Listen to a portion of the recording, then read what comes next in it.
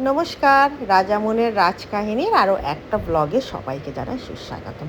আশা করছি সবাই ভালো আছেন এবং সুরক্ষিত আছেন। আজকে একটা ছুটির দিন, সেই জন্য একটুখানি সকাল সকাল বেরিয়ে পড়েছি। তাই ভাবলাম ব্লগটা রাস্তা দিয়েই শুরু করি। আর ওই যে আমরা যখনই যাই এয়ারপোর্টের দিকে, তখনই এই গৌরীবাড়ি কালী মন্দিরটা পড়ে। আর এই যে কালী মন্দিরটা জানেন, এইটা না দক্ষিণেশ্বরের মায়ের মূর্তির আদলে তৈরি, তো ভীষণ জাগ্রত। তো যারা দক্ষিণেশ্বরে যেতে পারেন না তারা সবাই এইখানে পুজো দেন। আমিও অনেকবার দিয়েছি। আর বলতে বলতে চলেও এসেছি আমরা এখন যেখানে যাচ্ছি। আমরা যাচ্ছি, আমাদের একটা দিদি আছে রীতাদি, তার বাড়ি।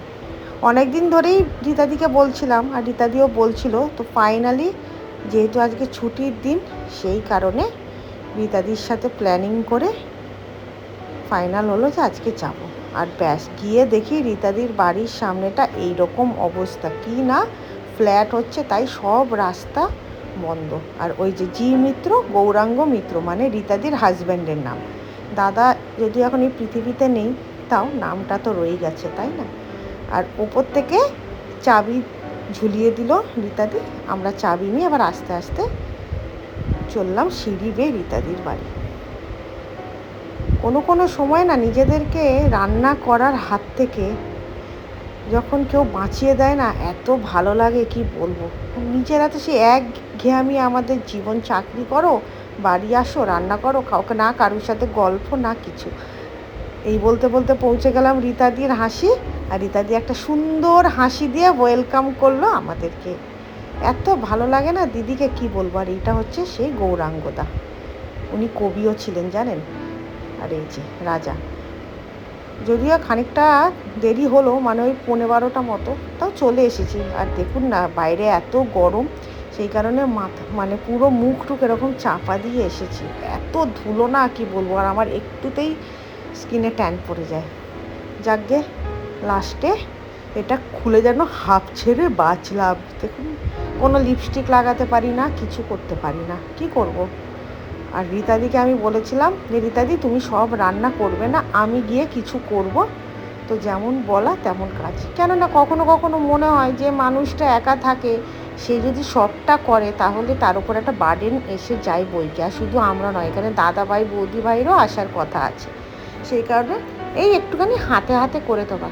আর ব্যাস গিয়েই একটা রীতাদির জামা পরনে গলিয়ে নিলাম, নিয়ে এবার ঝটাঝট কাজে নেমে পড়লাম।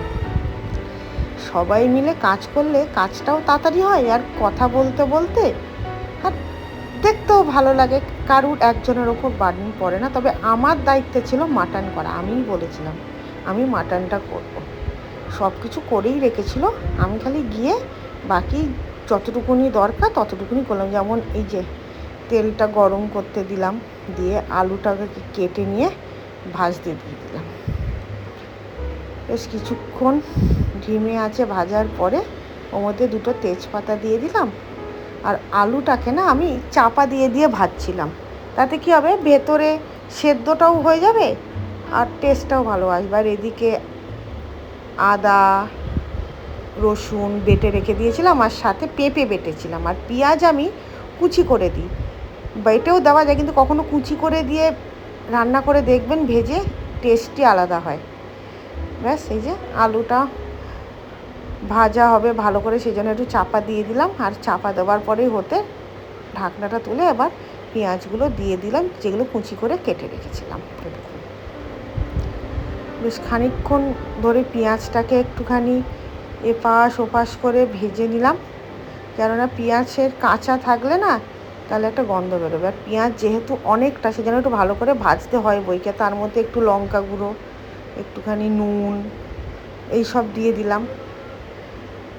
কেননা এবার নুনটা দিলে আলুর ভেতর যদি না ঢোকাই তাহলে না টেস্ট আসবে না। যদিও নুন দিলে জল ছাড়ে, কিন্তু আমি খানিকক্ষণ আলুটাকে ভেজে নেবার পরেই নুনটা দিয়েছি, যাতে কোনো অসুবিধা না হয়।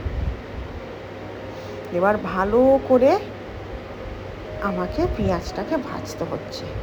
ভালো করে পেঁয়াজ ভাজার পরে ওর মধ্যে একটু চিনি দিয়ে দিলাম, আর টমেটো দিয়ে ভালো করে নেড়ে নিয়ে এবার যে বেটে রেখেছিলাম যে রসুন আদা আর পেঁপে, সেইটাকে এবার এটার ভেতরে দিয়ে দিলাম। পেঁপে দিলে না তাড়াতাড়ি সেদ্ধ হয়ে যায় মাংস, সেই জন্য আমি না আর পেঁপে আলুর মতো করে কেটে দিইনি, আমি একবারে সুন্দর করে বেটে দিয়ে দিয়েছি খোসা ছাড়িয়ে নিয়ে। তারপরে দিলাম কাশ্মীরি লঙ্কা মির্চ, তবে কাশ্মীরি মির্চ অনেকটা দিতে হয়েছে, কেননা মাংস অনেকটাই ছিল সেই কারণে। তারপরে নুন হলুদ যেরকম দেয় সে তো আপনারা আমার থেকে অনেক ভালো রান্না জানেন। ব্যাস তারপরে মাটনটা দিয়ে দিলাম, দিয়ে এবার চাপা দিয়ে আস্তে আস্তে আস্তে আস্তে করে ঢিমে আছে মাটনটাকে কষলাম। রান্না কিন্তু তাড়াতাড়ি করে করলে হয় না, তাই না? ব্যাস এবার হয়ে গেল, হয়ে যাওয়ার পরে প্রেশার কুকারে দিয়ে দিলাম। বিশ্বাস করুন আমি 3টে সিটি মেরেছি, আর আলুটাকে আমি দিইনি, কারণ আলুটা অলরেডি হয়ে গেছিলো। খালি মাংসটা দিয়েছি আর জলটাকে গরম করে দিয়েছি, আর একটু নুন দিয়েছি আর গরম মশলা দিয়েছি। জল দিয়েছি, একটু তো নুন দিতেই হবে। ব্যাস দিয়ে এবার বসিয়ে দিলাম, আর ইতিমধ্যে দাদা ভাইরাও চলে এসেছে, আর সাথে ওইদিকে রীতাদি বাকি যা রান্না করেছে সেগুলো রেডি করছিল। প্রচুর রান্না করেছে, আর আমিও ইলিশ মাছ করেই নিয়ে এসেছিলাম।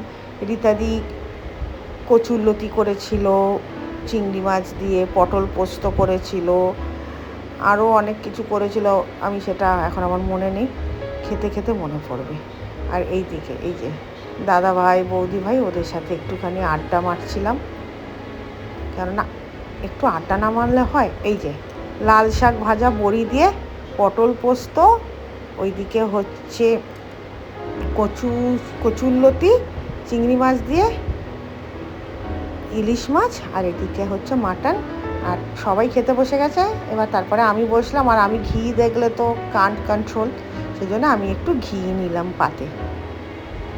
আর মানে কি বলবো, এইসব দেখে আর খাওয়া কন্ট্রোল করা যায় বলুন তো? না খাওয়া না নিজেকে। ব্যাস খাওয়া দাওয়া হয়ে গেল, এবার সবাই মিলে এসি চালিয়ে গল্প করতে বসলাম, আর তার মধ্যে আমি মেরেও নিলাম এক ঘুম।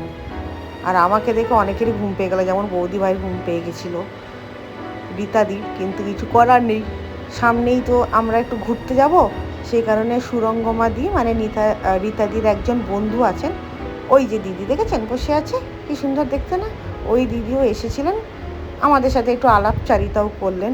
ব্যাস এই করে দিনটা আজকে দারুণ কাটলো, জানেন তো, একটা সুন্দর দিন কাটলো, নির্ভেজাল আড্ডা। আর যেতে যেতেই যেহেতু জন্মাষ্টমী, লোকনাথ বাবার জন্মতিথি, চাকলা যাওয়ার কি ধুম লোকের, মনে হয় লক্ষ লক্ষ লোক গেছে।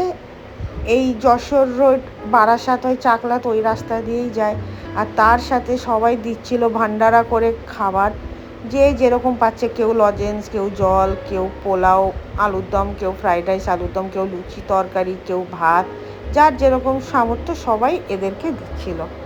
তবে আমি অবাক হয়ে গেলাম, জানেন, এখানেও না সব হিন্দি গান ডিজে সব লাগিয়ে, এত শব্দ ব্রহ্মাণ্ড কি বলবো, অত শব্দ ব্রহ্মাণ্ড এখন ভালো লাগে না।